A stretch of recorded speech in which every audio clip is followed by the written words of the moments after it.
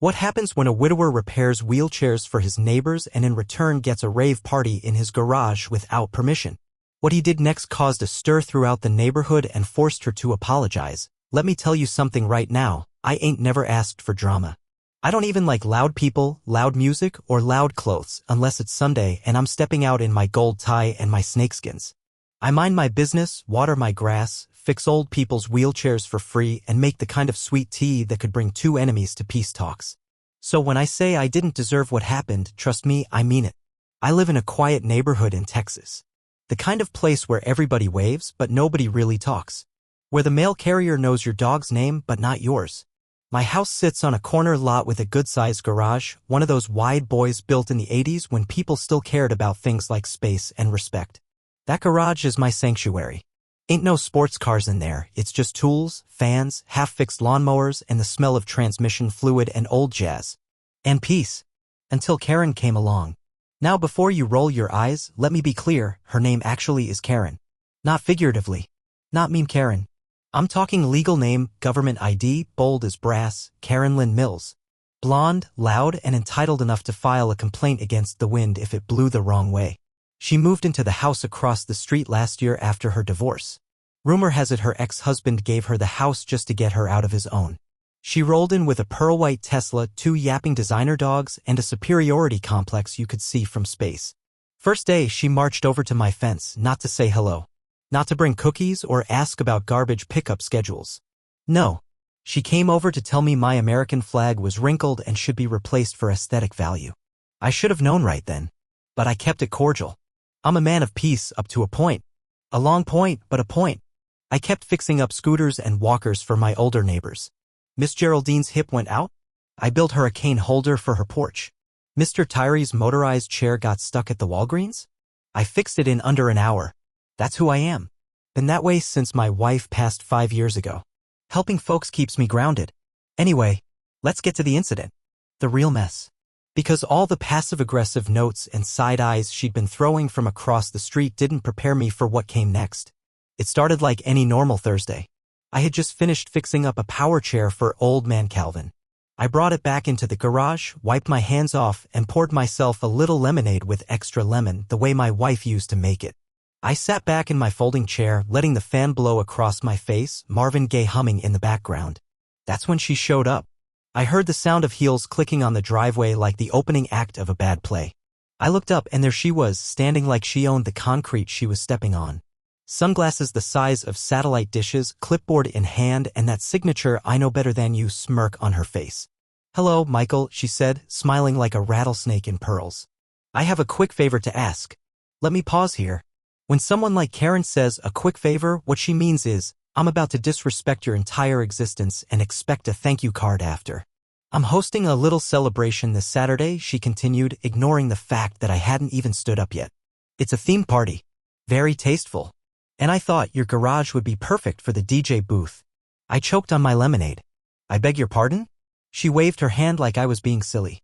"Oh, come on. You're not using it. It's just filled with stuff." She peered inside like she was inspecting a junkyard. "It could be so much more. Open space, good acoustics." I already measured. She already measured. "Miss Mills," I said slowly, "this here's my garage. On my property. I don't rent it out. Especially not for raves or whatever you got planned." "Oh, it's not a rave," she laughed. "It's a modern fusion dance event. Now I ain't never claimed to be the most patient man, but I do my best. And I did my best right then because I could feel the top of my ears getting hot. I said, "That sounds real nice. But again, that ain't gonna happen." Her smile froze like someone hit pause on her face. "Well," she said, her tone turning to vinegar, "that's disappointing. I just assumed you'd want to be a good neighbor. I mean, you're always helping the elderly, right? So generous. Seems a bit selfish to hoard space you don't even need. Let me explain something. I've been called a lot in my life, good, bad, and plain strange. But the day some woman I barely know tries to guilt-trip me with my own generosity? Oh no. Now we got a problem." I stood up, slow and steady. "I got a lot of respect for neighborliness, Miss Mills," I said. "But respect's a two-way street.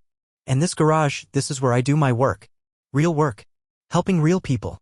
Not bumpin' club music in the middle of a residential neighborhood." She narrowed her eyes. "I guess I'll have to speak to the HOA then," she said with a sweet tone that made my teeth itch.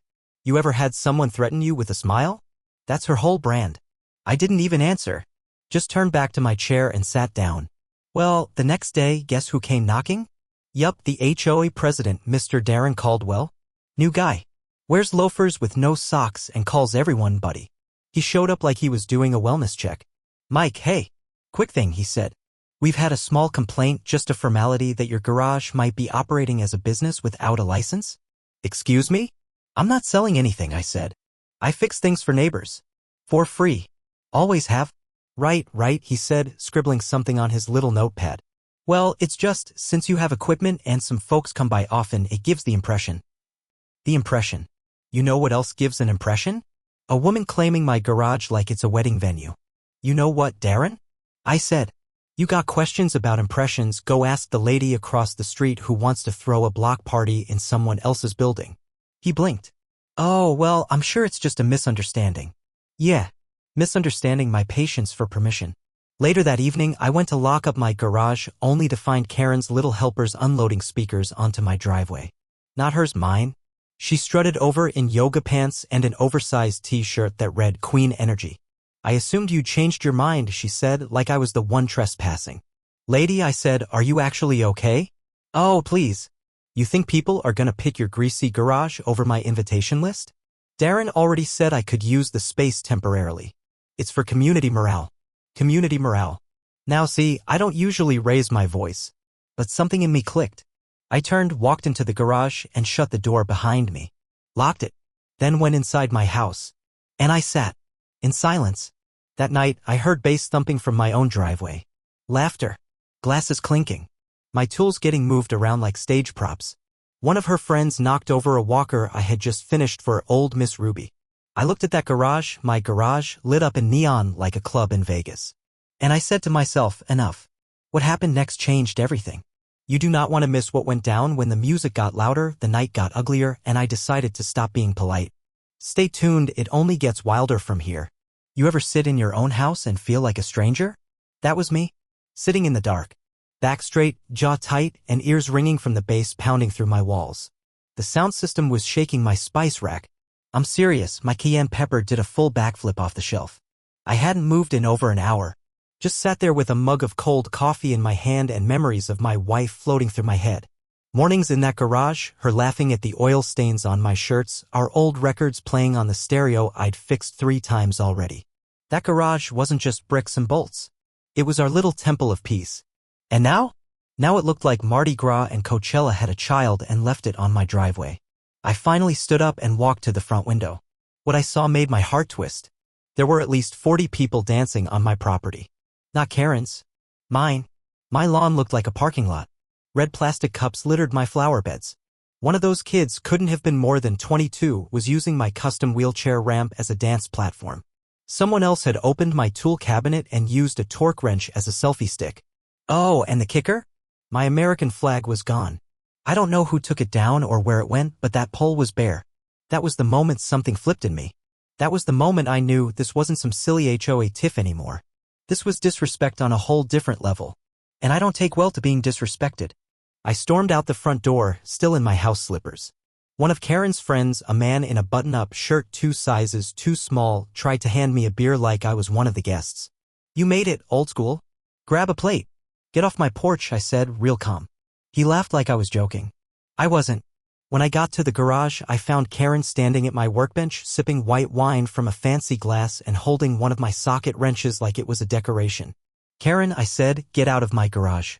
She turned like I was a waiter who brought her the wrong salad. Oh, you're being dramatic. I said, get out. She blinked, confused. Michael, calm down. This is a harmless celebration. You could have joined us, but instead you're sulking. This is good for the neighborhood. No, I said, pointing to the mess. This is trespassing, theft, vandalism, and about a dozen HOA violations. But more than that, this is personal. You violated my space. She scoffed. Oh, please. Your space was a junkyard. I upgraded it. My hands were trembling, but not from fear, from restraint, because every inch of me wanted to yell. Instead, I looked her dead in the eyes and said, this is your last chance to leave. She waved me off like I was an annoying mosquito and walked back toward the speakers.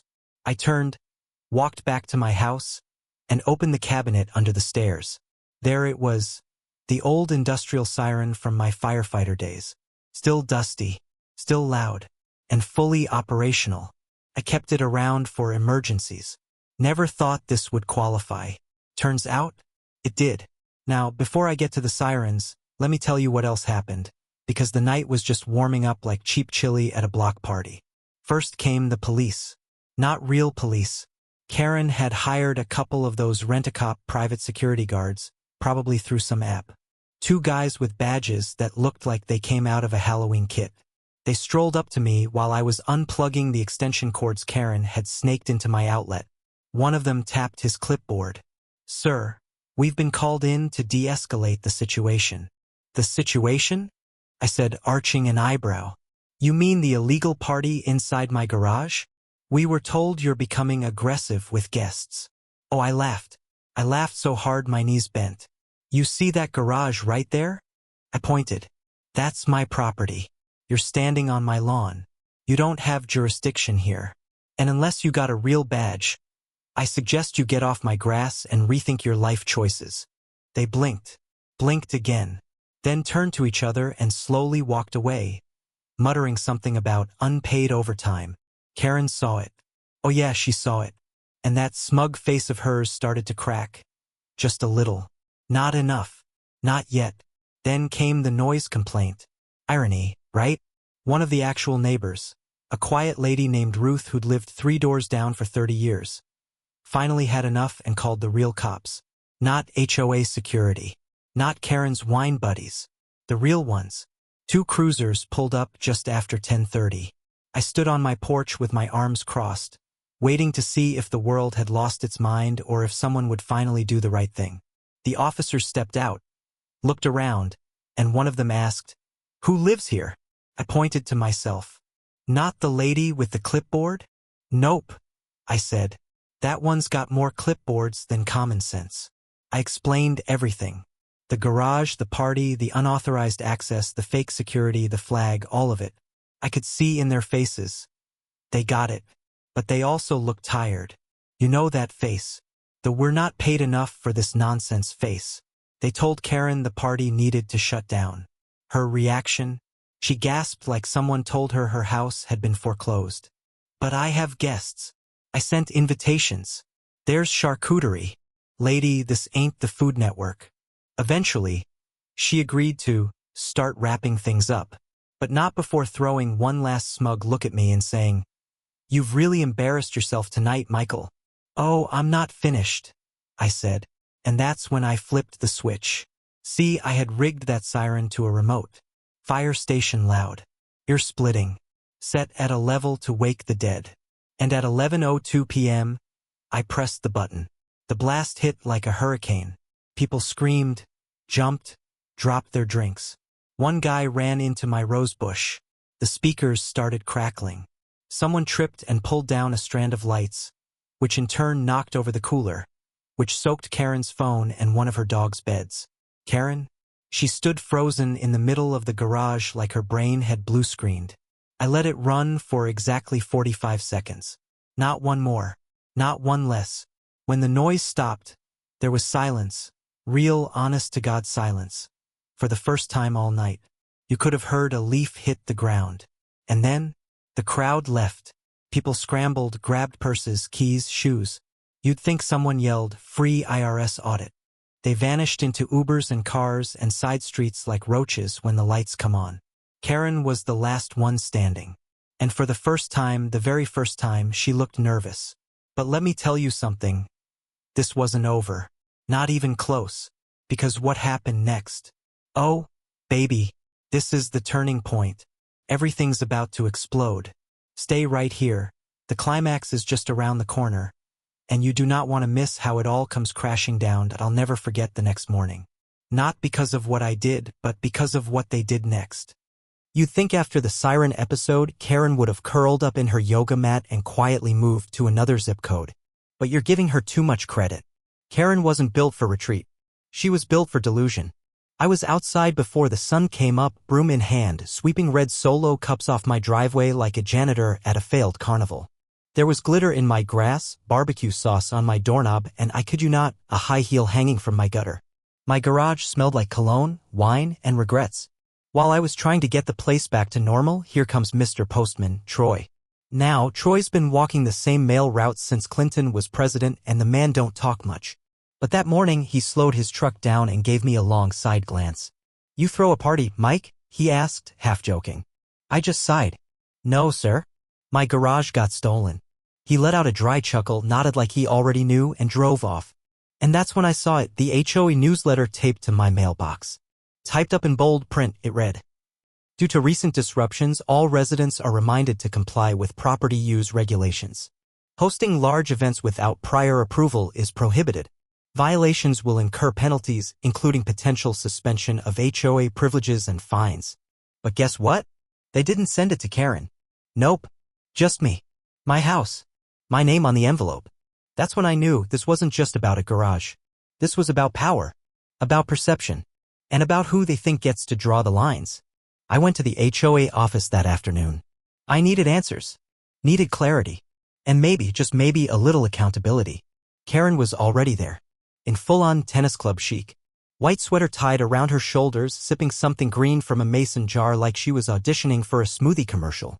She was talking to Darren, the HOA president, in that sugary sour voice of hers. When she saw me walk in, her expression didn't change. But I saw the flicker in her eyes. That little twitch of the mouth. She thought I was gonna yell. Or break character. She was wrong. I walked up, calm and steady. Looked Darren square in the face. "I got your letter," I said. "Funny, I didn't throw any parties. But I know someone who did." Darren put up both palms. "Mike, buddy, this is just standard HOA procedure.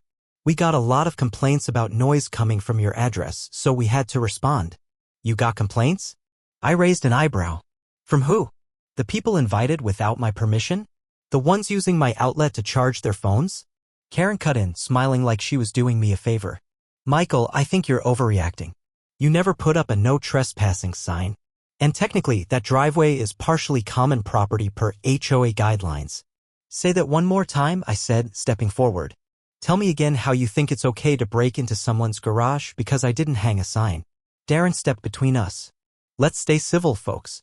I leaned in and said real quiet, civil went out the window when she let a DJ stand on my veteran's plaque.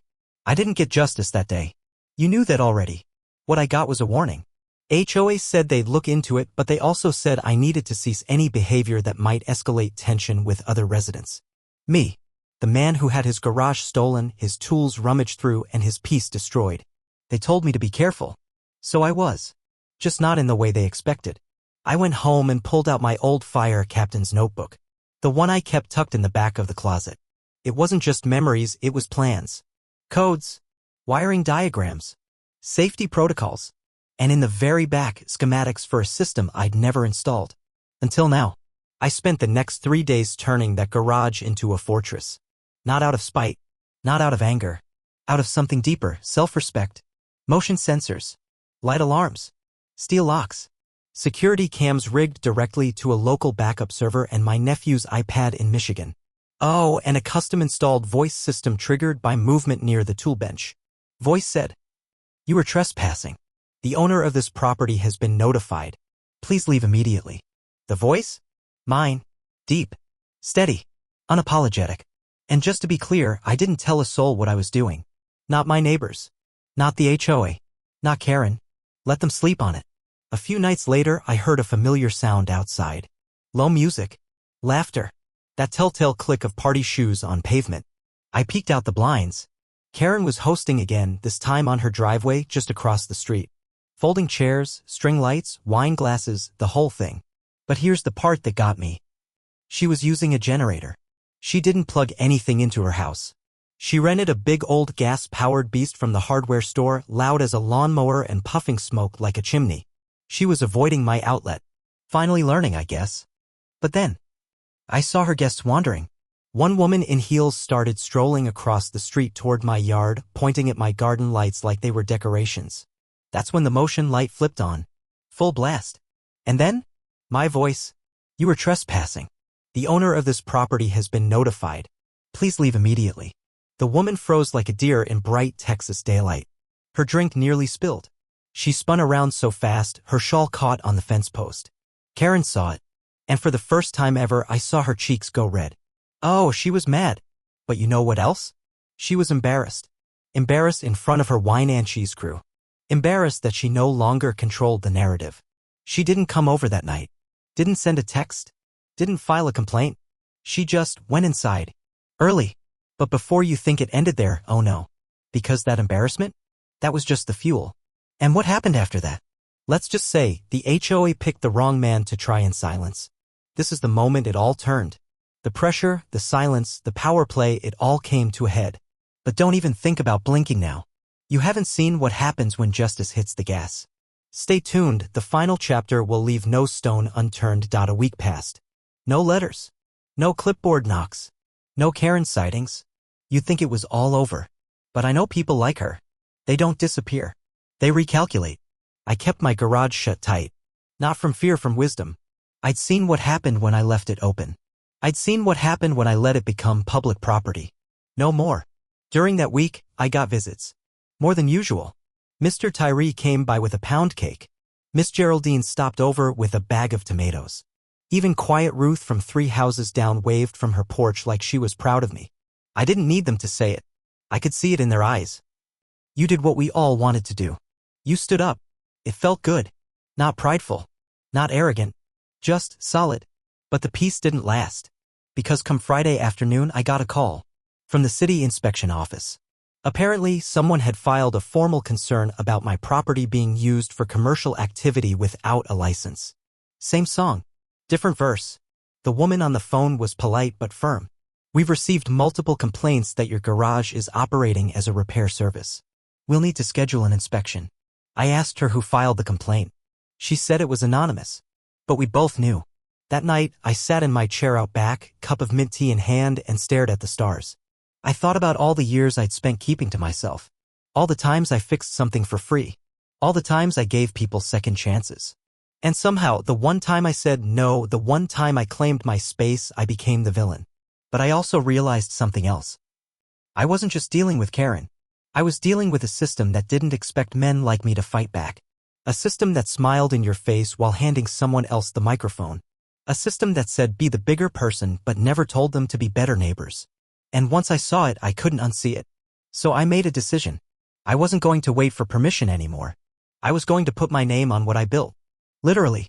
Monday morning, I filed for a home-based volunteer repair permit. That's right. There's a little-known clause in city code. If you're not making money and you're providing a public service on a small scale, you can register your work as an approved community utility. It costs $28.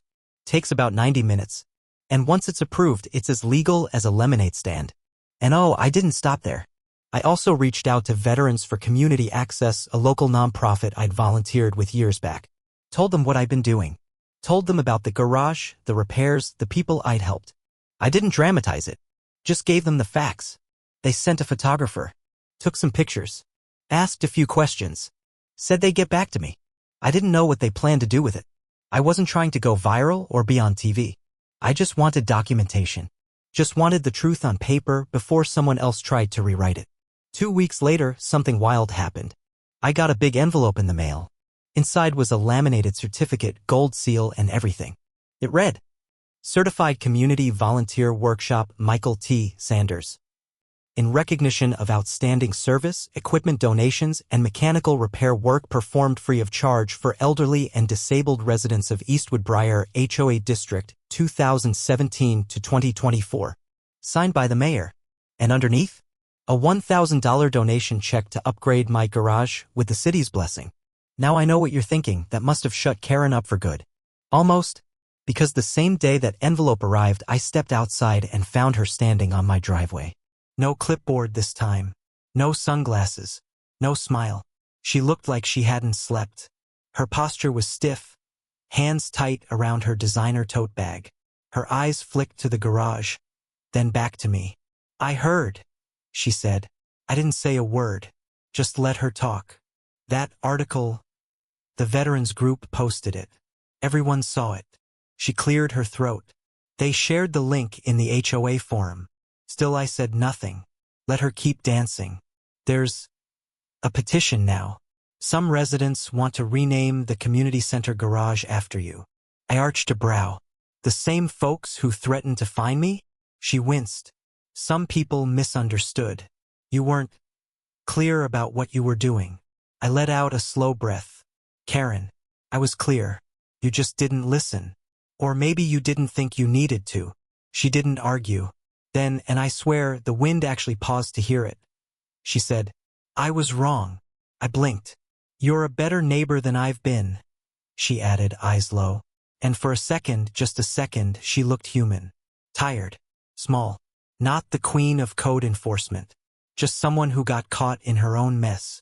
I nodded. I accept that, I said. She stood there like she wanted to say more. Maybe to explain.